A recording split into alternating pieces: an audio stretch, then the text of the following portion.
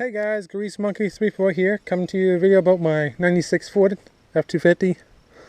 Today we're going to be removing the rear fuel tank because it got a big hole in it. And I got other plans for it, so yeah.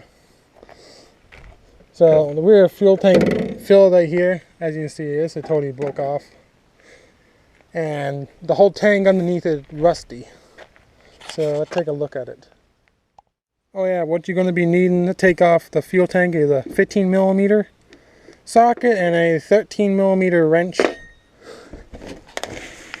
Because under here are the skid plates and they hold the tank up too. And two bolts, one there on the back side. And on the front side, a bolt here and a bolt here. They look pretty rusty, but I think it will actually come out. So I'm going to spray some WD-40 on them and take the impact and see what happens. Okay guys, after you spray some WD-40 on there, get your wrench on the top side. Put it on nice and tight. And make sure you're wearing some glasses or safety goggles. They're going to be some rust to find. And maybe switch over to a 15mm deep socket. Okay, time to hit her.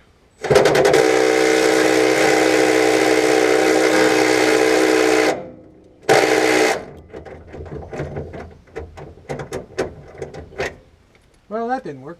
Okay, we're going to try this again with a 1/2-inch impact with 200 psi. They call it snappy.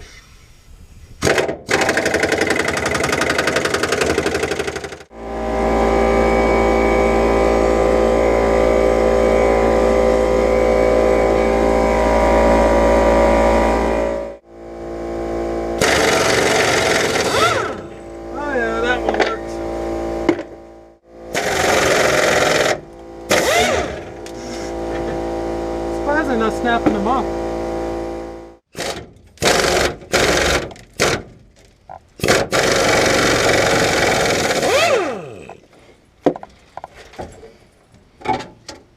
Okay, got that one down. Now the whole thing want to raise down, so there we go. Oh yeah, this tank is rusty. There's a big hole right here, yeah. But the hole over here is leaking more, so yeah.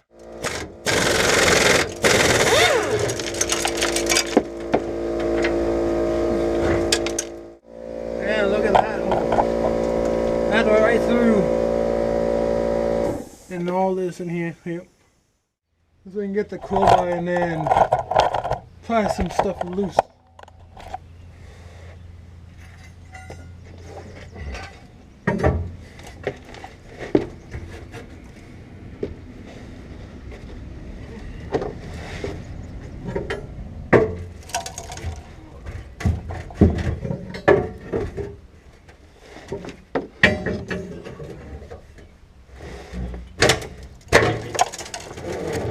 There we go. Should be enough room to take that film neck off over here. Or just cut it with the knife. So do that. Okay guys, got it cut, that film neck. I'm gonna go up there and unscrew it. Yeah, it works.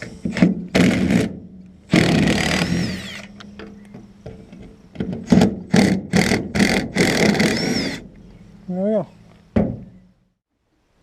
Let's see, you can pry the thing down a little bit more so I can get the lines off.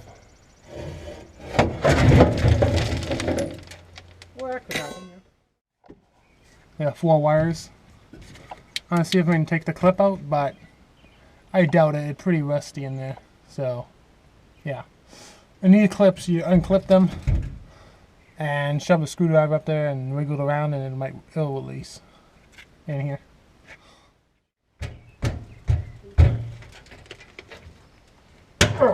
No, it doesn't look like it's going to apply. I think I'm going to cut the wires.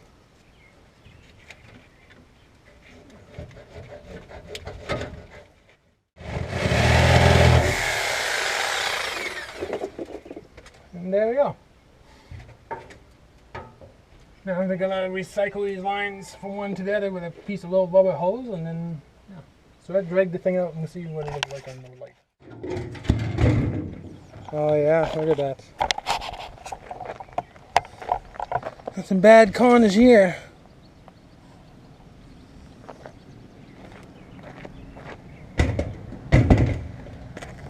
Yeah, and only that part got really bad.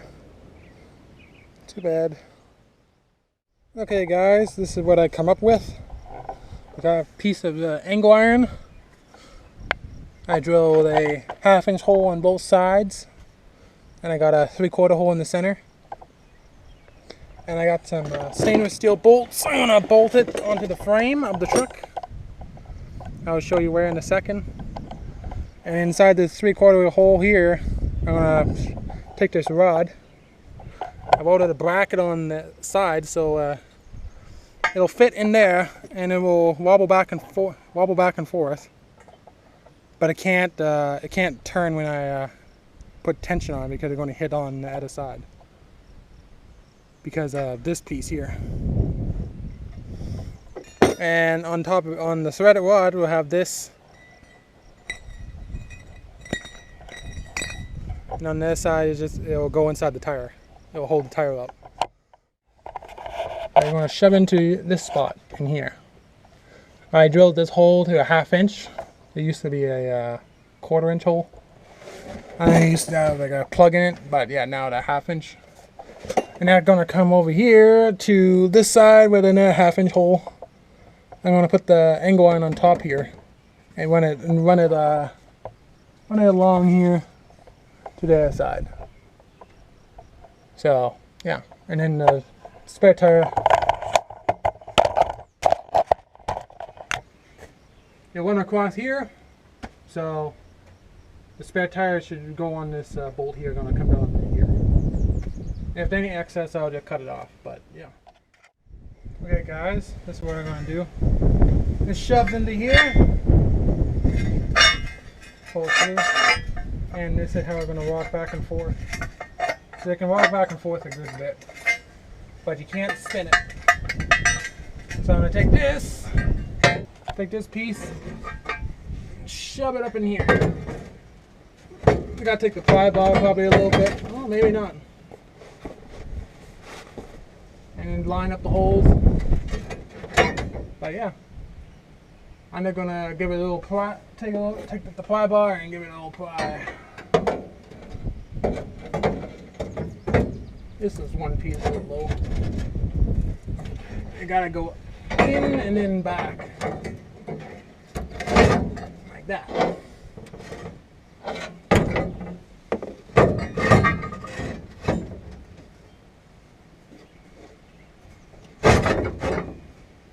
Now you line up the holes and put the bolts in.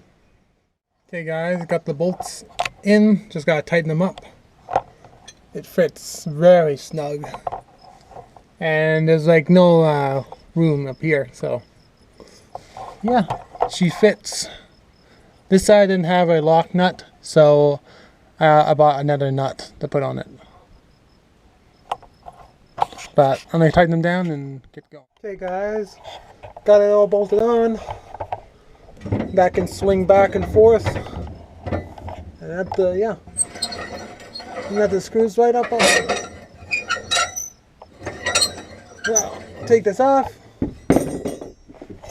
get the tire. This tire is a 33. So these are 35s, 1250s, and oh yeah, and this is only a 12. And yeah, it's just good enough for a spare, so, but it'll fit in that spot nice. So okay guys, once you get the tire up in there, I had to use a jack to put it up. You take your ratchet and tighten her up.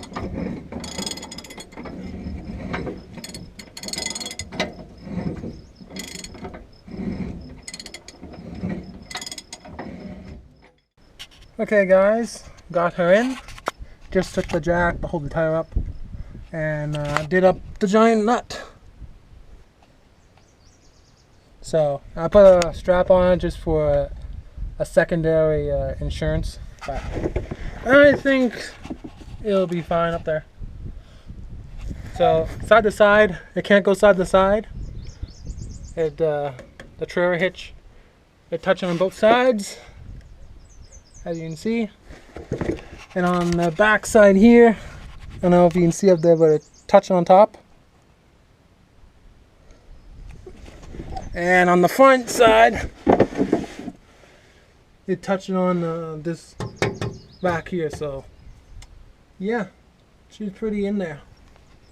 And all the way up it can go. So it went up a good 6 inches inside the frame. So that's the biggest tire you can get up there, the 33. If you get a 35, it'll be too tight.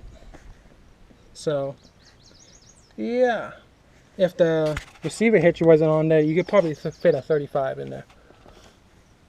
But with a receiver hitch, 33 is the max size. So yeah, that should be good. And then I'll get rid of my tire in the back of the truck.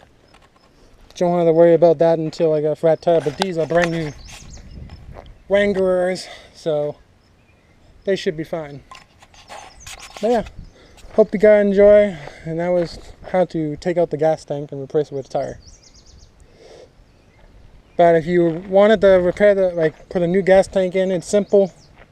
You do the opposite what you took it out with. So yeah, hope you guys enjoy, and I'll see you in the next one. Bye bye.